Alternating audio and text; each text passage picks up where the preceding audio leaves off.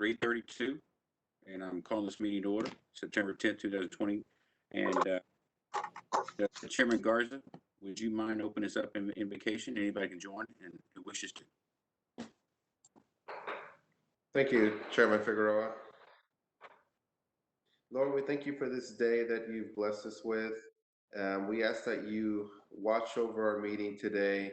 You let us be efficient and effective as we continue to do the work of the state, that you put your hand over everyone who has been working diligently in the Tdlr staff. Lord, that you continue to give them the strength and the energy to continue to do their work through these difficult times.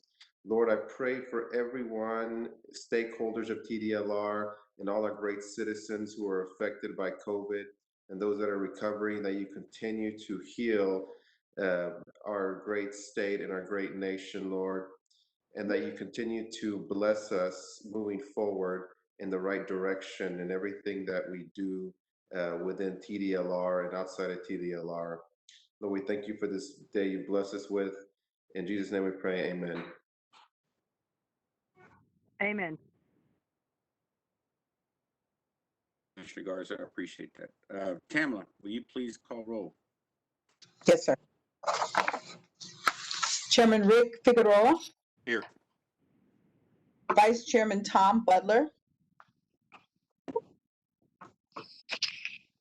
Dr. Ray Callis. Here. Commissioner Helen Collier. Here. Commissioner Nora Castaneda. Here. Commissioner Joel Garza. Here. Dr. Gary Weston. Here. Chairman, you have a quorum. Thank you, Tamla. All right, commissioners, again, let me remind you, make sure you keep the camera turned on. Commissioner Castaneda, we know you're on the phone. Just make sure you announce your name when you speak. If there's something you'd like to say, I'm going to try. I can't see everybody at the same time. So if somebody sees somebody waving their hands, the commissioner waving hands, let me know. I'll be happy to stop, and we'll go from there. And the good news is I found my gavel. So you guys are so much trouble. This one's from, yes. So, I'm gavel happy. So let's start off with item C. Actually, I need a motion to approve Commissioner Butler's absence. Make a motion to approve Commissioner Butler's absence. Second. Second. All in favor, say aye. Aye. Aye. Aye. Excellent. All right. Now, there you go. Now I got the gavel. All right. Item C on the legislative appropriations request. Mr. Francis, you want to go ahead and lead us into that? Chairman, thank you very much. I'll be joined in this presentation by Deputy Executive Director Mike Ayers-Mendez, and Brandy Corrales will be helping us move through the documents. Brandy, if you'll start with the administrator statement. Commissioner Garza, Commissioner Castaneda, I believe this may be your first time having an appropriation request before you for Tdlr. Very simply, this document is the official request to the agency, to the state, asking for funds needed going forward into the next biennium. So meaning on September 1, 2021, here's what we anticipate we'll need for that fiscal year and the subsequent fiscal year, not the current one that we're in. So we've got to do a little bit of forecasting to get there. The administrator statement is the document that ties it all together. I'm going to do a presentation of the administrator statement, then we'll give you a 50,000-foot view of the budget and our exceptional items, and then Mike Ayers-Mendez will walk through the rider request, but he will also interject in places where I will obviously leave something out and it will be needed to be expounded on. In the administrator statement, there are instructions that specifically say here are the things we have to include. Commissioners, we have a baseline budget that's given to us. We don't have to ask for anything more, but if we do, we have to characterize them as exceptional items, which is over and above our baseline. As you're aware, we went through a 5% budget reduction. That is carried forward in our baseline, so we are starting 5% less than we would have if we had not had that reduction going forward. So I'm going to walk you through the administrator statement, which is on the screen. On page 1, we do highlight several things: our vision, our mission, and we talk about our philosophy. And you know they are to be the best and to earn the trust of Texans. Those are the things that we define ourselves by. We also touch on the recognition that COVID-19 is here, and that we would be remiss in not talking about how that has shaped our lens and our vision going forward. Also on page 1, commissioners, we address the commission, and we identify that our commissioners are innovative, that they're business persons, that they take a common sense approach to removing business impediments from the rules that we have in place. This is an important part, and it's a requirement to include inside of the administrator statement. I'm going to go to page 2. On page 2, we have a section dedicated to COVID-19 and what that global challenge has meant and what our Texas size response has been. We talk about the fact that our staff is primarily working remotely, but we have a core group that goes in every day. They selflessly do the things that we have to do at the office that can't be done remotely, so the rest of us can work remotely. We identify that our very own Commissioner, Dr. Callis, was diagnosed with COVID-19 and how he fought through that and continued to serve the citizens in Southeast Texas, as well as the commission with incredible advice. There is a statement on there that I really love. At Tdlr, we know we will get through this together with dedication to one another, commitment to our work, and a true Texan spirit of compassion and generosity. Mr. Chairman, you talked about that early in this process, that we have to walk with our licensees through this moment, and that we have to remember to maintain the culture that is Tdlr. Those are the things that we are priding ourselves on. Commissioners, also on this page, we respond to the request of identifying what we did for the 5% budget cut. This is something that we presented to you at a previous commission meeting. We just simply repeated that information. We go on to talk about new responsibilities that have been put to the agency, the motorcycle program, as well as the motor fuels program. Those are 2 new responsibilities. We wanted the legislature to know there's still a lot on their plate, and we are still working to implement new programs. We talk about the assistance we provided in helping create and launch a brand new program, the Texas Behavioral Health Executive Council, and the services we provided there. On page 3, we also identify that we had a very successful strategic plan previously, that 21 of our 28 initiatives were adopted, 75% adoption rate, that we're bringing ideas that the legislature can support and wrap their minds around. Of course, at the bottom of page 3, we identify that we are in the sunset review process, that we welcome it, that it's going to make us a better agency, and we continue to move forward with it. We highlight the efforts that Christina Kaiser is leading to immediately respond to some of the management actions that were identified, and we continue to do that. On page 4, commissioners, we touch on a slide that has us recognizing the services that we provide to our military personnel. We also have a slide that provides background and information on the ATU unit, our anti-trafficking team, that was funded by the legislature last time around. Mr. Chairman, one of your initiatives, House Bill 1342, we talk about how we were able to bring together a coalition of like-minded institutions and organizations to bring about some real change and opportunities for our Texans that need and deserve that second chance. Commissioners, at the bottom of page 4, we speak about our history and our philosophy of lowering fees. We even speak about the possible initiatives that are being floated around that would have our agency be able to lower our fees even more in alignment with national levels of approaching 75%. This section here gives Tdlr our perspective on how this could be accomplished and what would need to happen if these changes were to move forward. We also include specific requirements that are required to be in here, that the exempt positions, which is my position, that there are no changes that we're seeking on that. Our authority for doing criminal background checks, and then also CAPS, which is the centralized accounting, payroll, and purchasing system. Our agency has completed that deployment.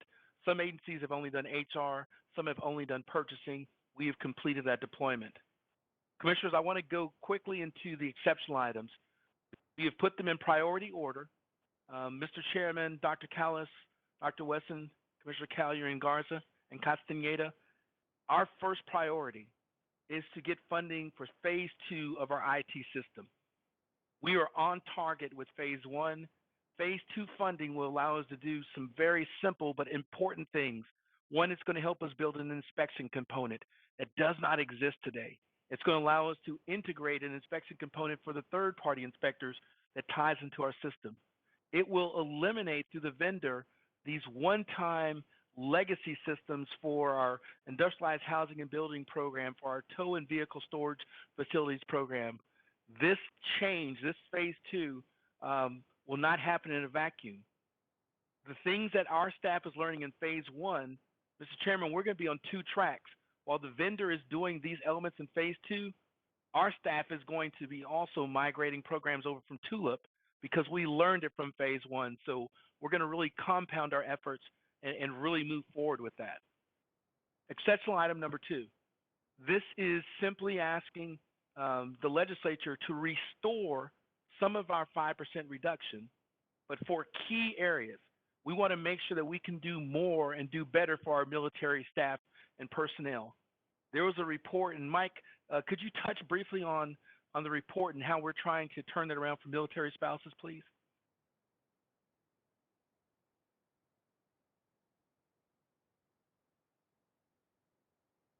You see there? Well, I'll continue. There was a report that came out in February by the Department of Defense, and that report said that Texas, in the area of occupational licensing, not just Tdlr, is falling behind other states. This request is going to allow us to continue our efforts, but elevate our support for our military spouses, veterans, and active military personnel. We're asking the restoration of funds, not asking for new positions. On the exceptional item number 3, Mr. Chairman, as everyone's aware, we received the requirement and responsibility to bring on the motorcycle safety program from DPS.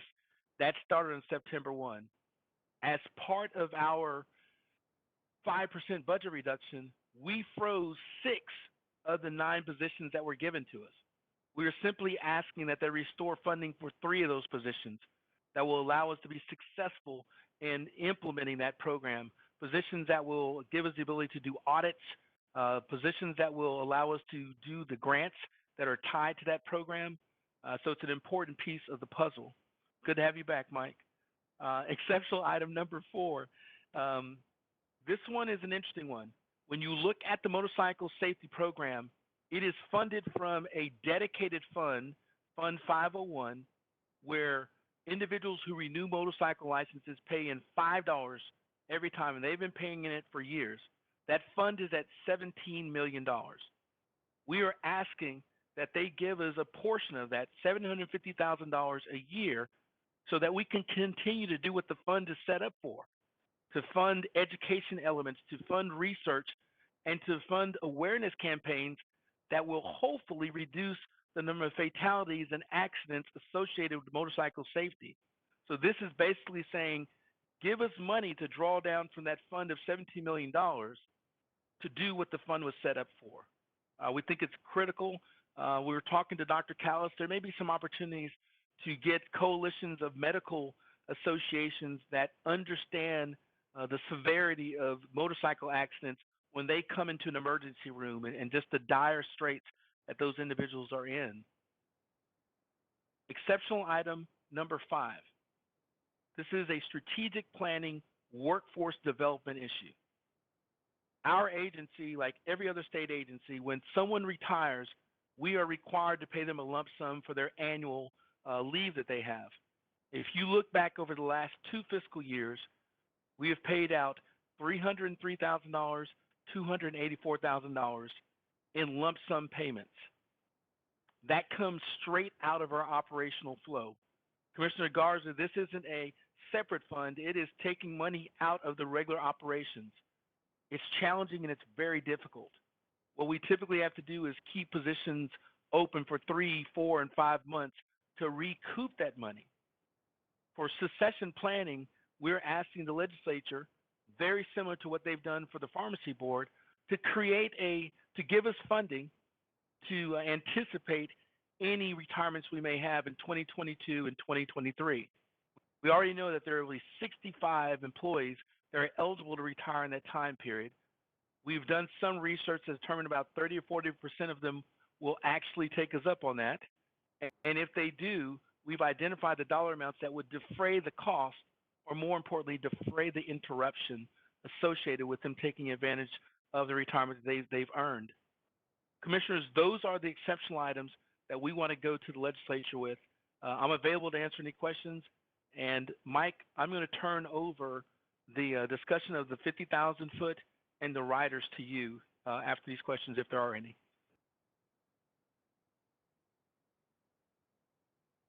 All right, Commissioners, that's a lot. Mr. Chair? Yeah, so hang on for, so I would like to probably just kind of make sure that as, first of all, the committee did a great job in doing what they did. It is amazing, tedious work, and Commissioner Collier did a great job chairing that, and exceptional work here. And this is our heartbeat. So, well, I want comments, and then we'll go back to Mike in a minute. But this is a lot, especially for new commissioners. So there's no dumb questions here, right? So I mean, that last pension, right. it was a shock. It's kind of a pension buyout. You got to understand. So anything, especially you want us to walk through, this is a good time for us to do that. So, but go ahead, Dr. Callus. You stole some of my thunder, sir, but I wanted to say your subcommittee, we were honored to be put on this LAR committee, but I want to thank Commissioner Collier for her leadership. Also, Dr. Wesson, to not only doing what's necessary, but most importantly, the staff and the team at Tdlr allowed us to understand this whole LAR, even entertained all of our questions, which they said the same thing. These questions weren't stupid. They're informative and they're educational. So, I know we're always remiss to thank even the brand new employee all the way up to our executive director. I just want to thank all of them for their hard work in developing this LAR, and I think we will be successful this legislative session. Excellent. Will you please bring up the 50,000 view Well, so Mike can walk through that? Any more questions about what Mr. Francis went through? Sorry, Mr. Chairman. Any other commissioners? Okay. All right, go ahead. Thank you, Chairman. Can you hear me this time? Yes, we can. Okay, good. I don't know what happened last time. I was sitting there listening to everything, and then when I began speaking, nothing was coming through, so I apologize for that. I kind of want to go through the budget summary that you have before you. I'm going to take as Brian was saying, a very high view. You'll notice on here that we basically have separated it to three components here. You have the base request, which is in the top half. In the middle, you'll have the exceptional items, and we'll have the dollar amounts for that. And the bottom half is simply summarizing all those, the base and the exceptional, to give us a total amount that we have that we're going to be sending in as our LAR. On the top half, we'll just go back to the base items. You notice that we have the 2019 expended. Those are real amounts that we have there. You notice the total amount was $36,704,004. It's broken out into three components in that. You have the general revenue, which is the top half in that middle, and then you have the GR dedicated, which is the general revenue dedicated amount. You see that we have three items in there, which are the private beauty culture, motorcycle education account, and the barber tuition. And then below that are the other funds that we have in our method of finance. So those are the three things that we look at when we're looking at our method of finances. We have general revenue, GR dedicated, and any other funds. I want to take you through fiscal year 20 and then fiscal year 21. We've just gotten out of fiscal year 20, which is a budgeted amount. You see the amount that we have there of $42,521,604 as the total. You notice that we are budgeted and projecting to do about $43,271,433 to give us a total biennium total of $85,793,038. I would make note that at end of year, fiscal year 19, the FTEs count was at 460.9, but our fiscal year 20 FTEs was 555.2, and fiscal year 21 FTEs are 564.2. There was an excellent question that was brought up in our subcommittee meeting that we had. I would make note that these are the amounts that we are allocated within the appropriation. In our LAR, it's what we're allocated. I think the last count that I got from Sharon, we're currently at about 509 in our FTEs, but we can go up to 555. We don't always mention there, hit that and get there, but that's what we allocate in there. You'll notice that as we carry over under fiscal year 22 and 23 requested, we are taking the amounts and just bringing them over. You'll notice the allocated amount that we have in there is 38,282,870. That is also taking into account the 5% budget reduction that Brian was mentioning in the administrator's statement. We're allocating for that as we did in 20 and 21. So we're allocating for that. We're looking into the general revenue dedicated, and it's taking us down to a total of 86,928,282 that we're looking for in the total for the biennium. As we move down to the exceptional items, you see that in fiscal year 22, we're requesting 1 million. In fiscal year 22 and 600,000, that gets us to the 1.6 million that we're requesting for completion of the licensing system, which is basically phase 2 that we talk about. We also move into the enhanced military licensing. That is where we are requesting to restore funding for 3 FTEs because of the budget reduction that we had. We were looking at 195, 606 in fiscal year 22 and 185, 506 in fiscal year 23. Now, the other that we're looking at, the next 2, which are the complete motorcycle safety transfer and also the motorcycle grant funding, those are dedicated amounts. Those are GR dedicated. So it'll be coming out of the monies that are paid into the motorcycle fund. But you can see those amounts that we're looking in there. In exceptional item number 3 would be to restore 3 FTEs back into the agency in order to be able to move forward on our motorcycle safety transfer. And then the additional motorcycle grant funding, we're looking at 1.5 million, and that is to allow us to be able to access the 501 funds that are available out there. Every time that there's a motorcycle license renewal or they apply for a new license, $5 of that goes into a motorcycle fund, 501. And we're simply asking that they allow us access to that to be able to provide motorcycle safety. You notice the lump sum retirees that Brian was talking about. We're requesting $150,000 in fiscal year 22 and $160,000 in fiscal year 23 for a total of $310 for the entire biennium. You look at those totals, and in the bottom half of the base plus exceptional items, I can go through this all over again, but essentially, I want to notate the total dollar amount in the biennium that we're requesting is $91,152,346. We're looking at FTE count of about 564.2. If we're able to restore some of that, but that would be our cap also. That is, you notice it's an increase of about $5.5 million over the previous biennium. A lot of it has to do with the request that we're asking for based on the exceptional items. The funding is, the amount that we have, the base is being carried over. So the exceptional items is what kind of takes us to that point. Any questions concerning this overall look?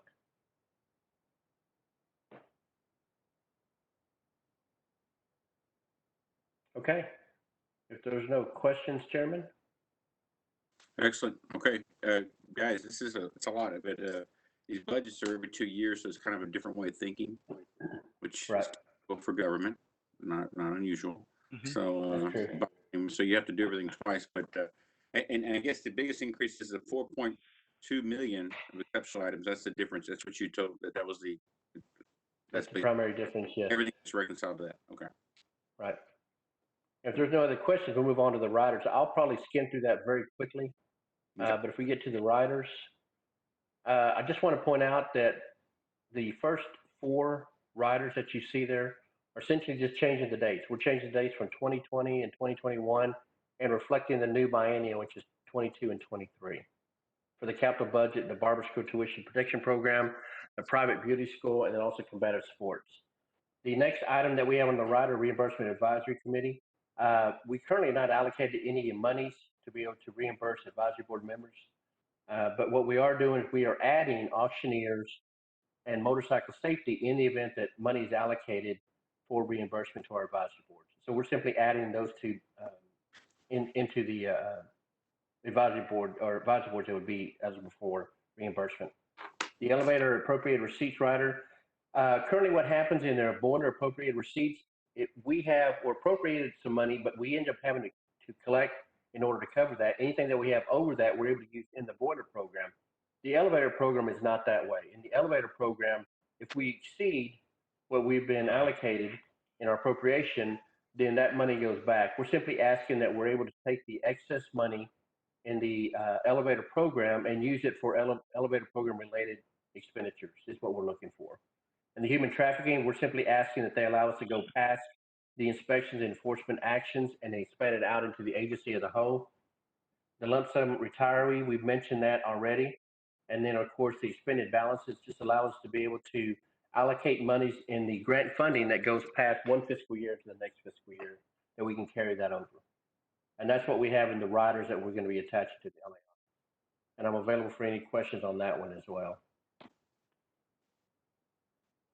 Mike, great job. Really Thank appreciate you, it. Chairman. Thanks, Brian. Excellent. Good Mr. job. Chairman, as, Yes. as the questions are queuing up, I know Mike wants to definitely give out some thank yous, and I do too. The way that we developed this LAR was not in a vacuum. Look at it as three legs. The first leg, which is so critical, is the numbers part of it that Brandy and her team on the financial services are involved in, as well as Tony Kuvion and Hemet. What an incredible job, and just relentless in getting the data and getting the numbers right. The second leg is the administrator statement, that branding, that speaking about the qualitative aspect of who we are as an agency and tying those themes together.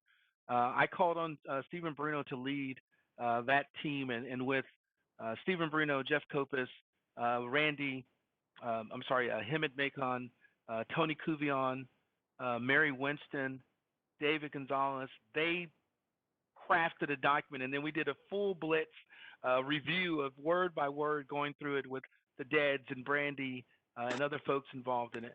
And then the final piece that I don't want to get overlooked is the reliance that I have on my deputies.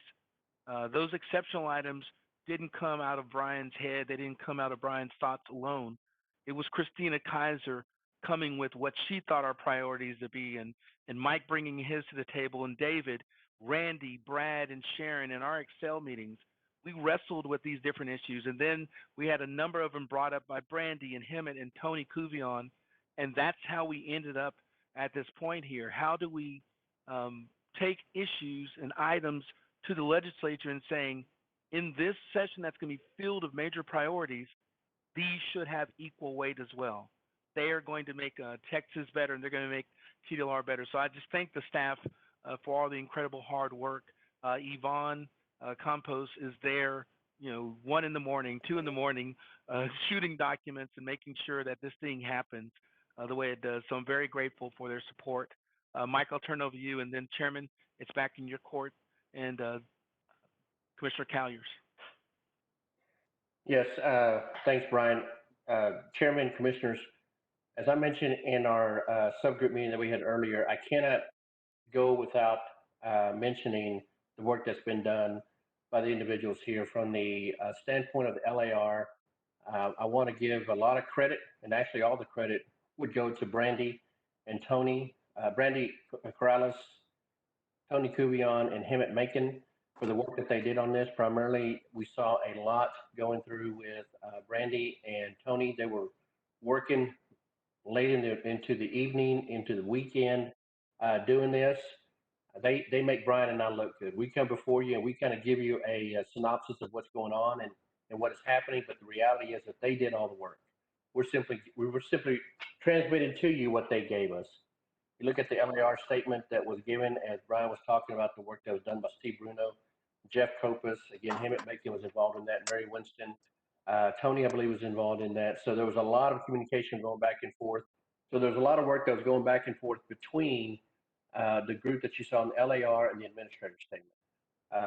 And it goes even deeper than that when you begin to start looking at the finance group that Brandy had with Christine Orozco and her group over there in finance. It just goes on and on. I want you to know that you've got a great group of individuals here, not only in finance, but in our OSC, strategic communications, government relations, our budget analyst with Tony and Hemmett.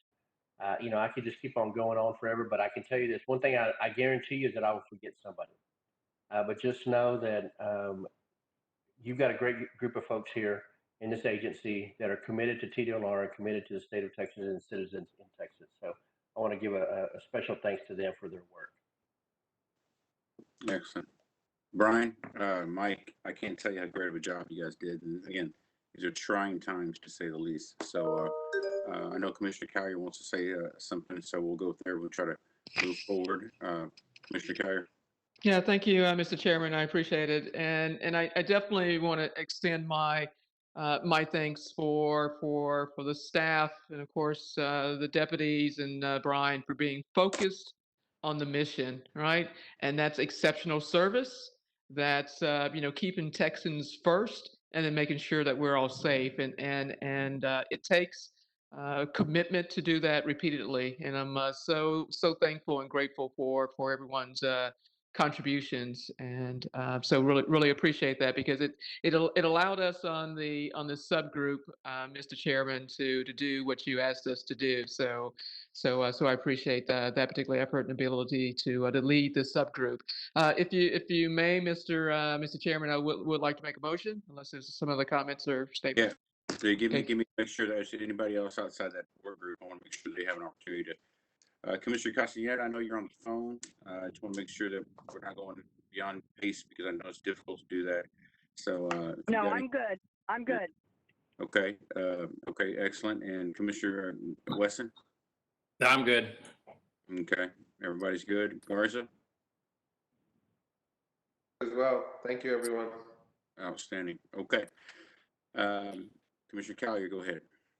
All right, super. Thank you, Mr. Chairman. So I'd like to make a motion that to approve the Tdlr's legislative appropriations request for fiscal years 2022, 2023, as presented by the staff. And I'd like to authorize the staff, as a part of the recommendation, to submit all corresponding schedules and data, along with making any minor or non-substantive changes, and be it grammatical and or either technical.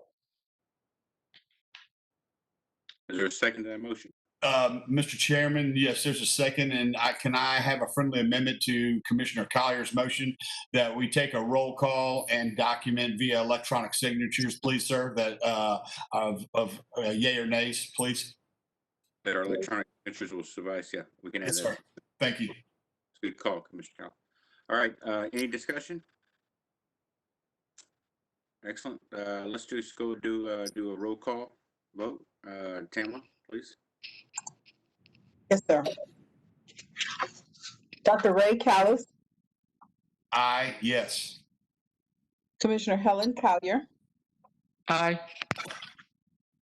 Commissioner Nora Castaneda, Aye. Commissioner Joel Garza, Aye. Dr. Gary Wesson, Aye. Chairman Rick Figueroa. Aye. The ayes have it.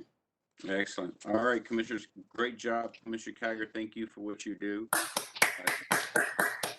Thank you. I appreciate it. And thanks to my colleagues as well. Excellent. The James Brown of Tdlr, Commissioner Collier, the hardest working person out there. Way to go.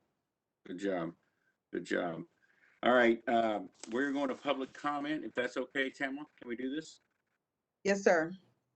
Your Okay. first public commenter will come from Christine Rife. Okay. We'll have 3 commissioners. You also got some written comments that should have been forwarded to you from Christina. So once the person gets on the remember, I remind you, commissioners, we're not available to comment to them, and I will stop them if they're talking about a pending case. And then we should move forward. All right, go ahead, Tamla or Christina. Okay, Chairman, I have Coach Dan Hart that would like to make a public comment that is a pre-recorded message. So he will be playing that twice for the commission. Hold on one moment, please. Well, I guess I don't need to tell him that he's got 3 minutes then. Okay, hold on just a minute. Okay, Chairman. Go ahead. Mr. Hart?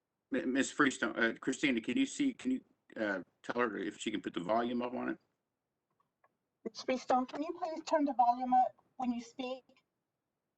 We can barely hear you. Okay. Speak a little bit louder, please. Thank you.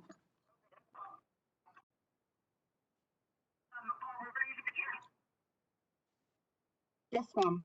I think we're still having problems hearing her.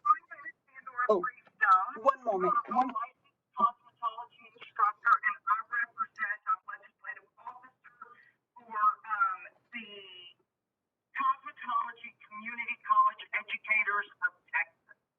And we wanted to put this message out there concerning the Sunset Commission's recommendations to eliminate two licenses. First is the instructor's license. And we're really shocked by that recommendation. I feel like there wasn't a lot of input gathered on that.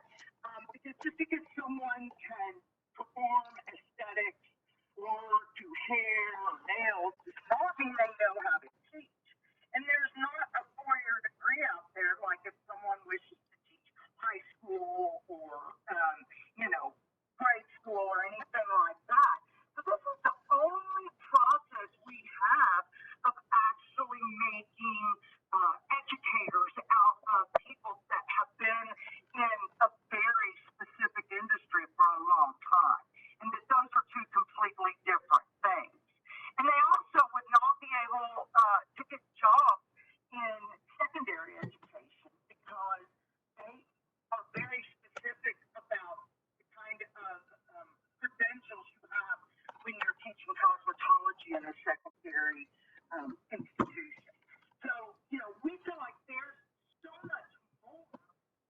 An instructor is really focused on the health, safety, and welfare of the public. And people in the industry without that education are not always focused on that. And so these are things that we teach. I currently teach those particular programs and the student instructors, and I know that they really don't know anything when they get to us about teaching.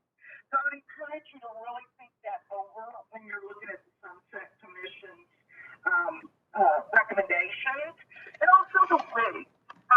The wig licensure, you would think maybe that's not very important, but a huge amount of the people that have wig licensure are people dealing with ill people. People from places like MD Anderson and things like that. People going through many different illnesses. And so that wig licensure really prepares the operator themselves to be able to offer the best when it comes to the health, safety, and welfare of that person that has a really compromised immune system. So that's really all I wanted to put out there today, and I appreciate you guys. Thank you so much for all you do. Ms. Freestone, thank you for your time. Thank you for your efforts. We'll get some staff follow-up to make sure, and if we need to, we'll put it on an agenda for a future commissioner meeting. But thank you so much for your time, Ms. Freestone. Appreciate your time, too. Thank you so much. Have a great day. All right, Christy, I guess, Tamla, you got number 3? Yes, sir. Our third caller is Andrew Alexander, and I'll join Mr. Alexander to the call.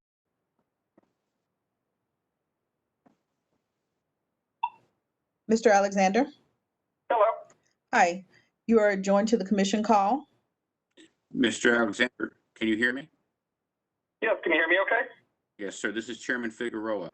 I want to give you some ground rules if you don't mind, sir. First of all, thank you for being here. Thank you for your input. You make sure you state your name and who you represent. You'll have 3 minutes. I want you to understand the commissioners are not allowed to ask you questions or engage in discussion about anything specific that's not on our agenda. But if you would like, specifically if you have something that's pending, a complaint or enforcement issue with the commission, we can hear about that as well. So I'll stop you if that's the case. Okay, does that make sense? Sounds great. All right, thank you, Mr. Alexander. You have 3 minutes. Go ahead and go.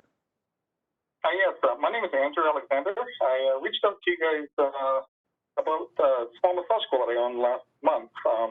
I talked to you about how I think you guys need to spend some additional time thinking about the human element of your duties. questioned the wisdom of the department converting away from digital processes. I raised some concerns about student licensing and a number of other things. Since then, two things have happened. First, one of your managers called to chew me up for my comments. And second, the department pushed full steam ahead and released a very broken student permitting process. It was so broken, in fact, that it broke the regular massage license process. So on September 1st, I reached out to the help desk to fix it. When that failed, I emailed the commissioners, the executive director, the head of education, anyone else I could think of to get it fixed. Yet even this week, your staff was still confused that it was broken. It wasn't until yesterday that I got a resolution. The resolution was simple. Massage permitting process was broken, it was gone, and everything was back to paper. This, of course, isn't what your website says. It still incorrectly claims that you can apply online, but if you give it a try, you'll see that you can't. So here's the thing. I obviously want the commissioners to investigate the failure surrounding massage licensing, and in my email, I included some specifics of what I like to see happen, and I've shared that with some state representatives. But last night, something happened that made me quite emotional, and I wanted to talk about that. It made me clear that I might not have adequately explained to you the impact of the department's failures and just how important it is for you to pay attention to initial licensing. So I'll try again, and hopefully this time I will do a better job. So in my school, I have hundreds of regular students, just people looking to advance their careers, enter the medical profession, have better lives. But I'm also a haven for the disenfranchised. I often have students that are first-generation immigrants living fixed to their room. I have domestic abuse victims trying to join a profession where they can earn enough so they don't lose custody of their children. Your failures, your delays hurt all my students, but it's these students they hurt the most. These are the students that have worked the hardest, they studied the hardest, they passed their tests, they work to be the top of their class. They're ready to be employed. I have doctors, chiropractors, massage chains eager to hire them. The only thing they're waiting on is you. And boy, do you make them wait. I have students that have been waiting February to get their license. Now, I know you're all smart individuals, and you know the only ones that are actually waiting are the ones that actually believe in you and in the rule of law. It's these ones that you hurt. The rest just give up and go work on license. Sometimes before they give up waiting, they reach out for me for guidance. I never know what to tell them. I mean, what do I say to a young woman whose face is fresh with concealer to hide the bruises that she's tired of waiting and is considering to work on license? Should I defend the department? Should I tell them you care? Should I give them the line that, hey, just wait a little bit longer? What should I tell them? This is the question that keeps me up at night. So now I'm not looking for more pretty words from you, and I don't need another one of your managers to call me to blame your databases or some other group in your department. And I definitely don't need your general counselor to tell me no wrongdoing. What I want is simple. I want just one of you to care enough about your failures and damage you're causing Texas to lose sleep just for one night. Thank you. Mr. Alexander, always good to hear from our people that are out there. Appreciate your efforts on that. We will have some staff follow up with you. Any and all information, however it's been delivered, is important to us as a commission, and we're always looking to be better. So we will have somebody look directly to you, follow up with you. All right. Thank you so much for your time today. Pamela, is there anything else? No, sir. That concludes our comments. Okay. All right, commissioners, do you have any other comments?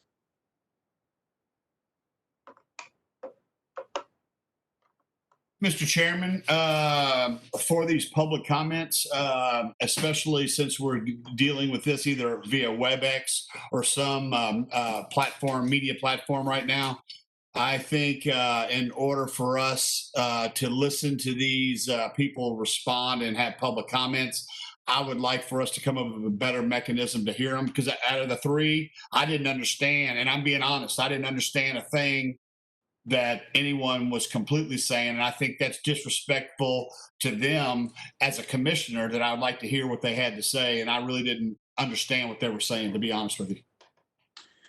Well, that's important. And you're welcome to have stopped next in the future. You're always welcome to stop and say, hey, look, I can't hear. And if you can't hear, we'll figure some other module. I mean, I could hear them. So what I can hear maybe is not what you hear, but absolutely that is imperative. And no, it's not a tokenism by any means, nor will it ever be under my watch a tokenism. But I will make sure that if we need to rehear it, we will rehear it. If you wish, Commissioner, we'll be happy to do that. And we'll follow up with each of these issues. And I'll make sure Mr. Francis as well will follow up on these issues. But I understand your concern. It is trying times. It's difficult. We've done it many ways. And I know Christina and Tamla are knocking themselves out trying to get this done, especially if there's a special accommodations that are needed. But each one, we will take the pace that is necessary to get them here and make sure that their points are made. And I'm completely with you. But I want every commissioner to understand completely that they have full right to pause and tell me, hey, this isn't working. We got to reset. We'll reset. Everybody has the freedom to be, in that position right now. And so I wanted to, with LAR or any comments or any situation, and I can't see everybody, so I'm not sure I can see your, I don't see your expression if you can't hear me, but make sure that that's the case. And I would also include the staff. If there's something that needs to be paused, let's hit the slow button and we'll get through it. But thank you for your comments, Carlos. Dr. Carlos, that was good. Thank you. Is there, Mr. Chairman, and this for the staff, is there any technology with WebEx that allows for, what do you call it, captured, where it scrolls the message across when you're talking? What do you call it? Closed captioning? Mr. Just, County, just we'll a question definitely look posed into out. it. I think We're definitely looking into it, but we're also exploring the other adaptations of WebEx. So there's some more public engagement modules that Mike is working on, and so we're hoping to roll those out as they come forward. This meeting, we just got compressed for the LAR, but the 29th, I believe we're going to have take another approach. We're going to continue to refine how we engage the public. We want to make sure that they're heard and even seen in some cases if we can do that. And Mr. Chairman, I have one more comment, and I was just going to give Brian and the team a little thing that we do on some of these meetings whenever we have comments. We pre-record these comments and make sure that they are able to be heard, because you're already limited the time, a length of 3 minutes. Let them go ahead and record it, and then that way they can make sure this is good, because I'm telling you, no matter what we would have done today, I just had a hard time the whole time, and I'm just yielding to you, Mr. Chairman, your guidance and giving you some suggestions, sir. Absolutely. We've evolved. We started off trying to do this video conference. We started off with just, the phone up to the speaker. It is a work in progress. But I will tell you this, each of these, including Mr. Alexander, I know he was frustrated. Each of these will follow up with. I'll make sure and follow up with Mr. Francis personally, make sure that there was nothing. And you commissioners, especially if you want to, feel free to contact Mr. Francis directly, and we'll go through these, each and every one of them, to make sure they get addressed. Each of these are taken to heart, whether they're positive or negative or neutral. They should be taken to heart, and it's who we represent. These are the people we wake up and walk into that commissioner meeting for. So absolutely. Mr. Chairman, if I could, I just got a message that we do have the capability of doing the closed captioning for the meeting, so we will endeavor to engage that and also continue to, working with the chairman, of course, but continue to provide the public commenters options of how they want to engage the commission as well. So I think there's some great feedback, and we will definitely improve our process. Absolutely. And Dr. Callis, I cannot thank you enough. Your passion for these individuals is important, so we can't overlook it, even in COVID times. My hope and prayer is that we'll be seeing everybody face to face, and we'll move on and get back to where I'm a 3D dimensional guy anyway. So that's my hope and prayer, because I'm a handsome fellow, Dr. Callis, so I'm best perceiving person. Yes, sir. And I can't comment on this right now, sir. I know you can't comment. So I have a hard 5 o'clock, Mr. Chairman. So if you could banter. So anyway, anything else, let us know. We'll work on that. We got the next meeting that is set up for September the 29th. It's going to be a big meeting. So let us know if you need anything else. We'll keep you updated on Sunset, commissioners. I know Brian is keeping us. It's a fluid situation, and we'll let you know. Because as soon as we tell you what was happening, it'll change. So, any other comments? Mr. Chairman, yes. One more note. This meeting was actually closed captioned live today, so the public was able to have that capacity for them. So that engagement was there. We couldn't see it, but they could. Okay. All right. Well, we'll figure that out. We'll make sure and we'll get it. Hey, commissioners, reach out to me directly if you have something that you specifically think will be working. All right. I know that's all I have. Any other comments? That's a wrap. Thank you so much. It was a good meeting today. Appreciate it. Chairman. Okay. Make a motion to adjourn. Second. All right. All in favor, say aye. Aye. Aye. Aye. All right. Have a great day, guys. Thank you so much. See you guys.